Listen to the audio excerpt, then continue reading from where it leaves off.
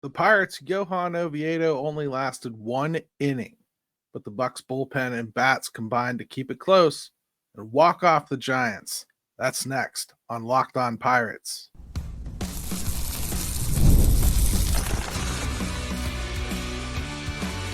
You are Locked On Pirates, your daily Pittsburgh Pirates podcast, part of the Locked On Podcast Network, your team every day.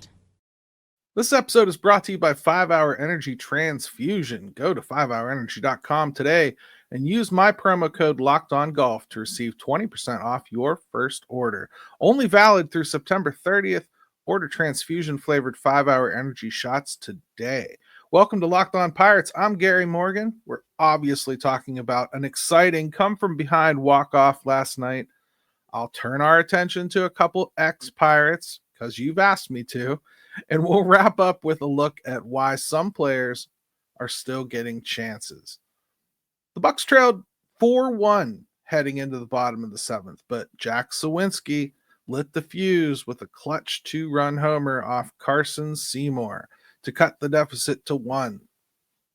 Fast forward to the ninth, Joey Bart tied the game with an RBI single, and then Isaiah Kiner-Falefa stepped up with a hard grounder to first. Jack Suwinski, who had a pretty good night, beat the throw home to seal the walk-off win. That's the fifth walk-off RBI of IKF's career. Johan Oviedo made his long-awaited return to the mound, his first MLB appearance since September 2023. He only lasted one inning through 42 pitches and allowed 2 runs. But it was a big step after Tommy John surgery and a lat strain that sidelined him for months. I will say here there was a little bit of a queasy feeling that you got watching him throw over 40 pitches in one inning. I know it had to be a difficult choice for Don Kelly here, because you don't want to let a guy come off Tommy John and in his first major league appearance throw 40 pitches in an inning. They got somebody up. They had Yohan Ramirez up, and I thought for a moment they were going to go to him before this inning ended. They ended up letting Johan Oviedo get out of it himself. He actually did well to get out of it. Walked 3 guys, really struggled to pinpoint any of his pitches. Threw a nice slider, but he just didn't have the kind of bite where he could put it where he wanted to. And we remember this is a couple years ago now, but you remember Johan Oviedo and the style of pitcher he is. He's a high spin guy, high velocity guy, and when he's putting it where he wants to, he's a deadly pitcher. That's not what we saw. I think we saw somebody that was probably a little bit amped up. The stuff was spinning almost too much to control.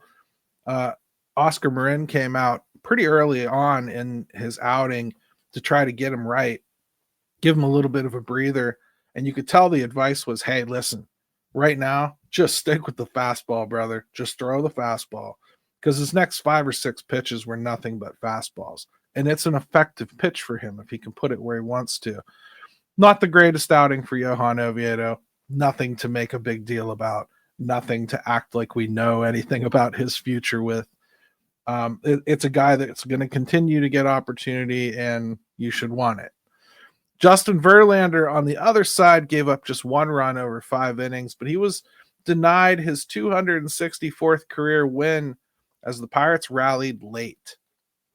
Jack Suwinski finished with 2 RBIs and scored twice, including the game winner. He also stole a base and now has 6 on the season. The Pirates have now won 10 of their last 13 games, showing real signs of life despite the trade deadline and their overall record. And they're also 6 games above 500 at home, sitting at 32-25. Actually, that's 7 games, isn't it? I did math wrong. At PNC Park. Don Kelly, now 37-38 as interim manager, although he has not been named interim manager, so I guess he's just a regular manager, has guided the team through 33 one-run games, a testament to how tight and gritty this season has been, especially under him. And this win marks the Pirates' second straight and continues a strong stretch where they have gone 10-3. the bats are heating up a little bit. Pittsburgh hit 282 over the last week compared to San Francisco, who hit 234. That's a big swing, and it's showing up in the win column. Looking ahead tonight, they're going to have Mike Burrows take the mound against Giants ace Logan Webb. Burrows is 1-3 with a 3.88 ERA, and he'll be looking to keep the momentum rolling for those Bucks. This team is starting to show some fight. Comebacks, walk-offs, gritty one-run games. Don Kelly's Pirates are keeping fans on the edge of their seats, not necessarily for getting anything major done this season, but he is definitely keeping it interesting under him in general. The team has looked better for the most part. They still have these periods of time where, for whatever reason, the focus seems to dissipate, the bats disappear. And if I was just going to simplify it as much as I possibly could, you would almost be looking for whatever their series planning mechanism is might be an issue. Because we don't see them necessarily look good in one game and bad the next, and then good in the next. They're more split by series.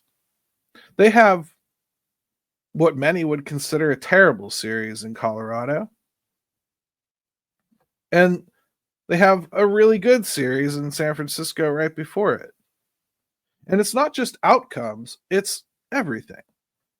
In San Francisco, they looked dialed in. They looked like they were working together as a team. They were playing small ball when they needed to. They got a big home run when you definitely thought it was necessary to move the ball forward. And they pitched well, and they hit well. And in Colorado, they hit well, but everybody hit well. In Colorado, they didn't pitch very well. Again, some of that you could excuse as Colorado, but we've seen this pattern. Really great series against, some tough teams like, the Mets and St. Louis, and you're doing all this great stuff, and then all of a sudden you run into the mighty White Sox and collapse. There seems to be something broken in just the series preparedness of this team. And you can tell it from game one of a series, whether they're going to play that series or it's going to be one of those series where just nothing goes right. It's not about who's due up in the rotation, because mostly their pitchers have been pretty solid. It's not about matchups or facing like three lefties in one series and you just don't have the equipment to go after it. It's not about, facing aces. They've done that. They've beaten those. It doesn't matter which one of their own aces is going, because if it's going to be a bad series, Paul Skeens is going to struggle too. If it's going to be a bad series, Mitch Keller is going to struggle too. There doesn't seem to be anything other than maybe just approach. Some of these teams seem to be scouted really, really well. Some of them seem to be scouted really, really poorly. Some pitchers, on my site, Steel City Pirates, Michael Castrogano, he writes these daily pitcher profiles where he talks about exactly what you should look for in the opposition starter pitching. And it's fun. I love reading it. And I feel really educated when I go into a game. I sit there, I look at it, and I go, okay, I know what Michael says this guy's going to throw. I know what we should be prepared for as a team. I know which guys have a strength that combats whatever I see them throwing at us. Sometimes there's not an answer too. Let's not be crazy. Like, you're facing somebody like Logan Webb. If he's doing what Logan Webb can do, it doesn't matter if you've got 80 scouts on this one and they're all telling you what he's going to do. You still have to go out there and beat Logan Webb. But there's sometimes they go into these series and they look like they know what's coming. They look prepared. And the other side looks like they have no idea what this team's trying to do to them defensively or with the pitching. There's other series where it's the polar opposite. To me, there's something broken there. There's something that we're missing. There's some element that is not coming together on this team as far as just preparing for series. That's where I would look. I know that this is very much so on advanced scouting. That's the sort of thing that you're supposed to be preparing your team for. And I'm just saying the results are inconsistent. So this team probably needs to have a close look at that. Exciting win last night, one way or another. Walk-off come from behind in the 9th inning at PNC Park. You got to love that. And the wins don't matter as far as like what this team gets done this year. But I think they do matter when you really think about how much of this team's coming back next year. As many good feelings as you can get into that room right now with this mix of players, the better. The more of that happens, the better feelings that head into the offseason, the better feelings that head into spring, because a lot of this team's coming back. So if you're not rooting for them, well, prepare yourself, because you're not rooting for them next year either then. It's going to be a lot of the same players. It really is. When we come back, let's take a look at some former Buccos that you guys have asked me to talk about. Summer sports are in full swing, and whether you're all about baseball under the lights, golf on the green, or high-stakes soccer action, FanDuel is the best way to make every game even more exciting. You're already following the action. Why not make it a little more thrilling with FanDuel? You can get in on the game while your friends are getting sunburned at the beach. Whether I'm placing a same-game parlay or watching a bet ride into the 9th inning, FanDuel makes it feel like I'm part of the action. I just never bet on the Pirates. New to FanDuel, new customers can bet just $5 and get $150 in bonus bets if your first bet wins. Open the FanDuel app today or visit FanDuel.com to get started.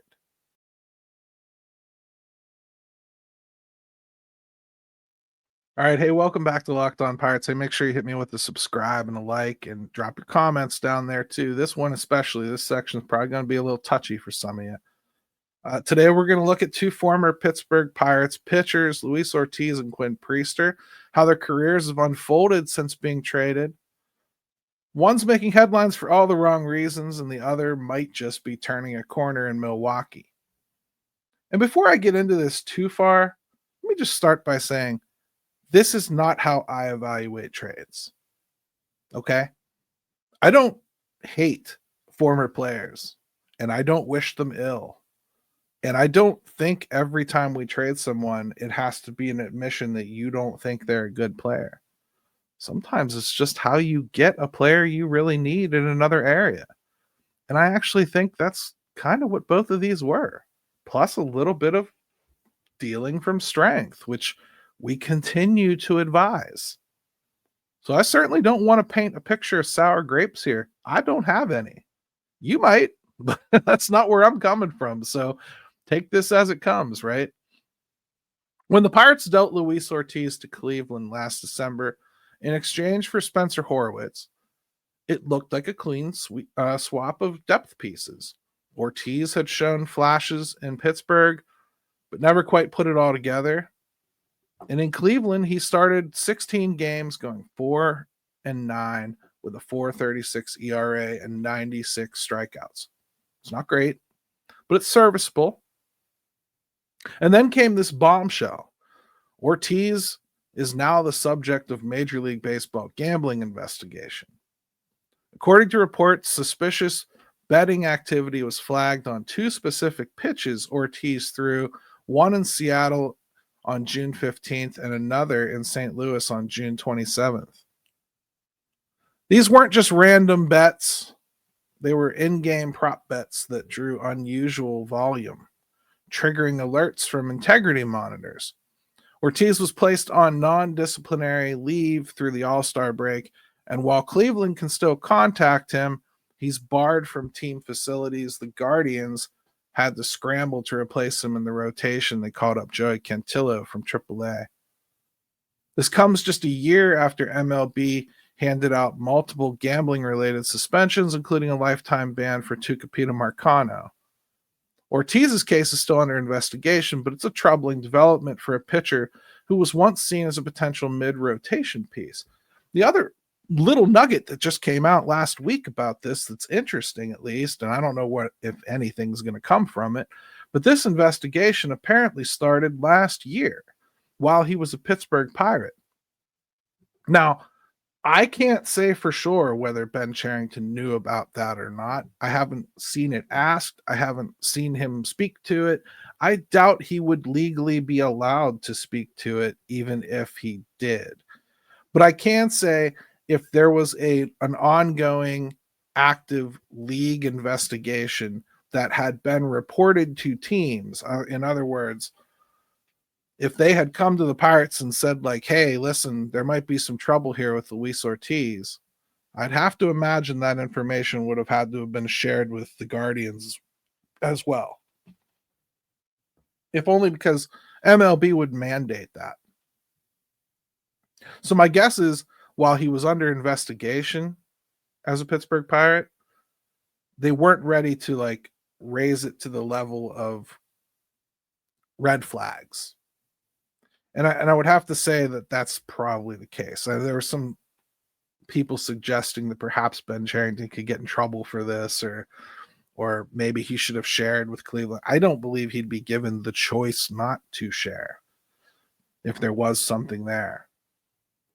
I really believe this was all about underlying stats with Luis Ortiz. Either way, I don't need Luis Ortiz to fail in order to be okay with the return. We got Spencer Horwitz. We needed a first baseman. Again, I think he's starting to come good. I liked the pickup. I love how long they can keep him if it works out. And I really think he's a bat that's just going to continue to develop in this lineup. And I know recency bias makes that an easy argument, but you've been with me for a minute. I've been saying this for a while. I think Spencer Horwitz is a good pickup, and I don't mind the trade. Quinn Priester, though, this is a guy that the Pirates traded to Boston, right? And then Boston went ahead and flipped him to Milwaukee in April. And at the time, Priester had a career ERA north of 6 and was viewed as a reclamation project. But the Brewers saw something, and they've been rewarded. Priester's first few starts were rocky, including a 7-run blowout against the Cubs on May 2nd, but since then he's posted a .230 ERA over 54.2 innings with 44 strikeouts and just 12 walks. His latest outing was a gem, 7 shutout innings against the Rockies, allowing just 1 hit and striking out 11. Brewers manager Pat Murphy admitted he initially saw Priester as a project, but praised the pitcher's growth and the staff's support. What's remarkable is that Priester's development is happening at the big league level, not the AAA level. That's rare. And it speaks to both his resilience and Milwaukee's coaching approach. Priester's season ERA now sits at 3.35, and he's become a key cog in the Brewers' rotation that's chasing the Cubs in the NL Central. So I understand why Pirates fans are mad. The Milwaukee Brewers got a former number 1 pick from the Pittsburgh Pirates, and they're mad because there's a division rival that's got a pitcher who's really looking great, and they've got control of him for a good long time, and they're paying next to nothing for him. The only thing I can really say in their defense is they didn't trade him to Milwaukee. Someone else did, right? Boston did. So I look back to the return. What did we get? Nick York. I like Nick York. The Pirates have not given Nick York a shot this year. And according to some of my sources, they've changed something with his swing. And there's almost a built-in pause now in his swing. I wish that I could pull up side-by-side videos of it, but I just was not able to find anything from AAA video. It doesn't have the right angle to really show you his setup or anything. It's not like the major leagues where there's 50 different camera angles of just about every play, and eventually you'll find what you want. In the minors, that's not how it works. I've seen him in person a couple times, and I've seen some videos that look like it. That was my initial thought. And then Keith Law just came out from The Athletic the other day and specifically said this same thing.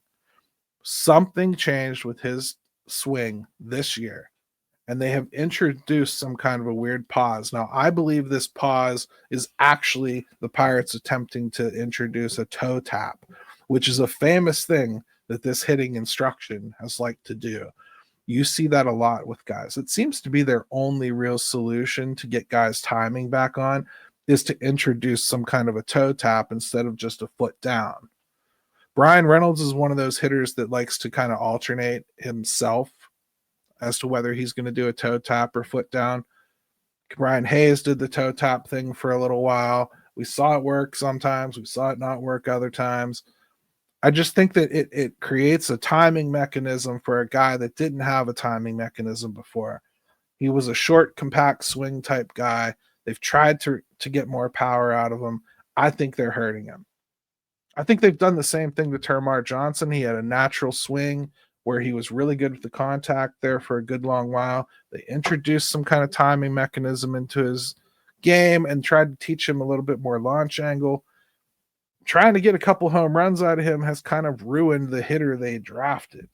To their credit, they don't seem to be messing with Connor Griffin, and there's some of the other young guys that are coming up, Florentino, they seem to be leaving alone.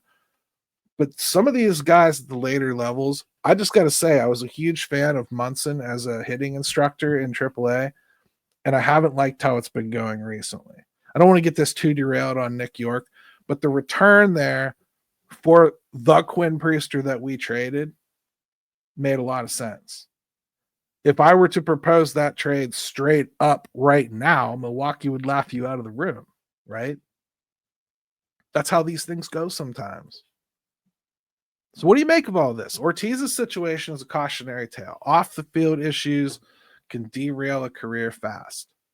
Meanwhile, Priester's resurgence is a reminder that development isn't always linear. Sometimes a change of scenery and a little patience can unlock potential. For Pirates fans, it's a mixed bag. You traded away two arms. One is under investigation. The other might be blossoming into a pitcher you hoped he'd be. That's baseball.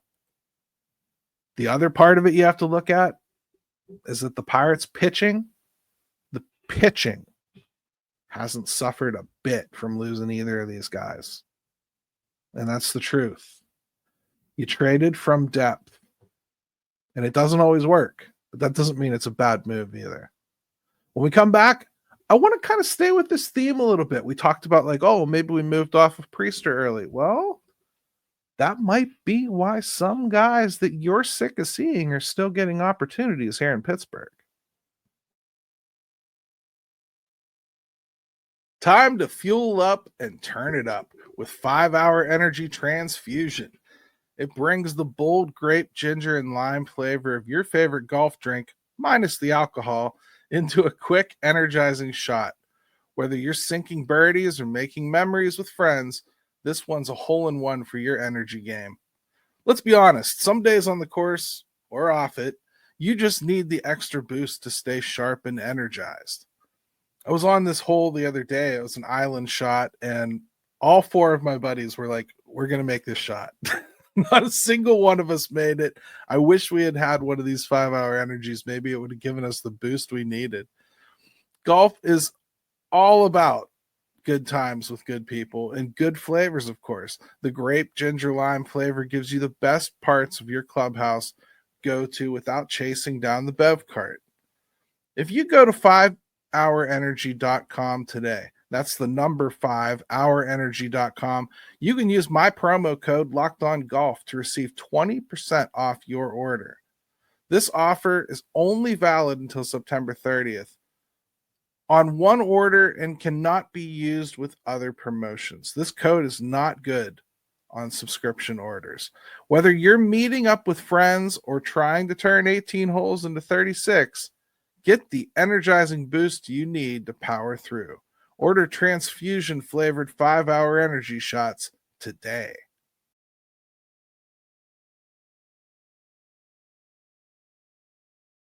Hey, welcome back to Locked On Pirates. And we're going to pick up where we left off a little bit. Slightly different subject. But one thing that I keep seeing a lot of is, why is this guy still playing? We're so frustrated that Jack Sawinski keeps getting at bats, and Jared Triolo. What is Jared Triolo doing up here? Why is Alexander Canario still on this team? What are we doing? Why is Leover Peguero up here? What about York? What about Cook? What about Devaney? What about... Right, I totally get all that. But you have to know what you have before you move on. And these guys are all, these four I mentioned, are all in the danger zone. They're all very, very close to last land, last opportunity. Jack Sawinski has done well in this league as far as hitting home runs. And that's it. And he's only done it once. But the power is very real. The team has worked with him and probably too much with him. I think they've actually messed his swing up severely from what it was when he first came up. Jared Triolo has played with his swing, hasn't stuck with any swing changes, has a frame that predicts that he should hit for a lot of power. He has a great glove, just about anywhere you want to put him. Leover Peguero has power, speed, athleticism. He can play any position on the diamond except maybe catcher and center field. And Alexander Canario, I'm floored by what they've done with Alexander Canario. They picked him up. They never played him. Then they started playing him for a stretch after Don Kelly took over, and he showed good.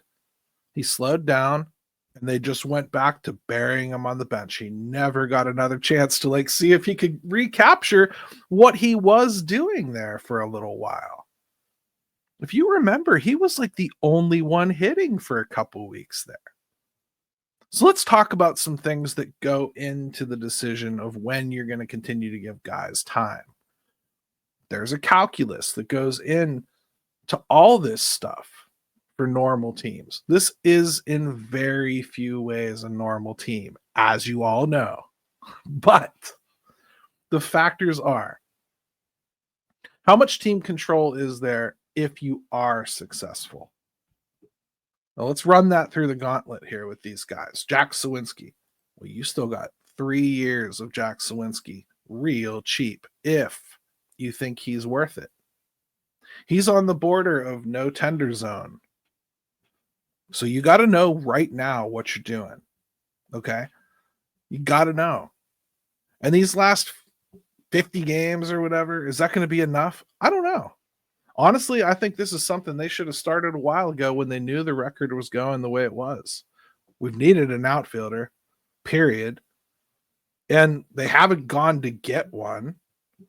And I honestly don't care what Tommy Pham provides the rest of this season. I don't think you should either. So what's the harm in Jack Sawinski? Are we going to lose some games and miss the playoffs? I mean, that was already going to happen. So it's taking a shot at a guy that has a necessary commodity that this team doesn't have enough of. Power. Jared Triolo. Very, very real possibility his glove's going to win him a spot on this team. Next year, this year, he's the most capable third baseman they have right now. He's really good, and he can play anywhere as well, including center field if they really wanted to try it, except catcher. Jared Triolo's bat's got to come along. And they've given him several opportunities for his bat to come along. There does come a point when you stop. Leover Peguero has not been given opportunity, not until very recently. He started to show good. The power's real, but he's got a cap. And Alexander Canario, again, I already explained, I don't know what they're doing there. But they all have team control. Leover Peguero could be here for another 5 years if he starts out. Jared Triolo could be here for another 4 years. Jack Sawinski, another 3 or 4. Alexander Canario, if you don't ever send him down, he's yours for 4 or 5 years if you want him. So that's where the team control aspect comes in. If you're successful, is there an upside there? Yes, on all these players. How old is the player judged against how much time in their prime you'd have if you were successful? Well, that's a big reason why some of these names are getting play right now. Jack Sawinski is kind of over that threshold. So is Jared Triolo. They're both over that age 25 where you start to wonder how worth it is if you do figure them out. But they're not there yet. Lieber Piguero, young. If it works out, despite everything you did to screw up his progression on the way here, it doesn't make a difference. Because he's so young, you're still going to get him in his prime years if it works out. So you have a lot of incentive to really see if there's anything there. Alexander Canario, same thing, very young guy. If there's something there, well, that's a nice thing to have. How much upside is there if you're successful? So you want to look at their ceilings, right? Well, the upside on a guy like Jack is you could have a 30 home run guy. The upside on Jared Triolo, you could have a Gold Glover. The upside on Lieber Piguero, you could have a utility guy that can fill in just about anywhere with power and speed. Alexander Canario, power, decent glove, potentially an answer off the bench as an outfielder. That's pretty much where his ceiling puts him right now. So I'd say if you're ranking those four, Canario probably has the least shot of fulfilling this calculus. Have they had periods of success? If so, what changed? Can you change it back? Or did they get scouted? This to me is a big Jack Sawinski question. Did you change something? Well, yeah, you changed his swing.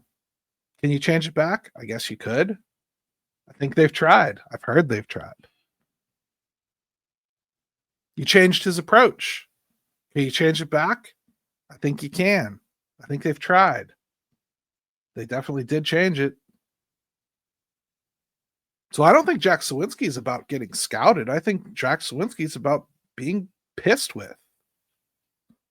Jared Triolo, he's been scouted. He came up here and he did some good things and he made some contact. And guys have realized as long as I don't throw him something over the plate, I'm going to be all right. He's been scouted. He needs trained to combat the scouting. I don't know if they have the time or patience to do it. Lieber Piguero, well, this is just opportunity. They haven't really changed anything with him. They've just been waiting for him to like shine brighter than anyone else in the minors before bringing him up. And to be honest, I think they've prevented him from shining at all because of it. And Alexander Canario, best case scenario, this is a 20-25 home run guy. 15 if you're talking about a guy that just comes off the bench. Again, you have to question whether that's worth it or not. It's always like this. And there's always going to be a young guy that takes away that whole age thing and puts them in a better position. There's always going to be a young guy that has a higher ceiling and puts them in a better position. So you have to weigh all these calculus against each other to see what makes sense as far as offering playing time for guys. But the only thing they don't consider and shouldn't consider is whether you or me or anybody sitting behind the dugout booing or whatever, they should never consider whether we're done seeing somebody or not. That needs to be on them.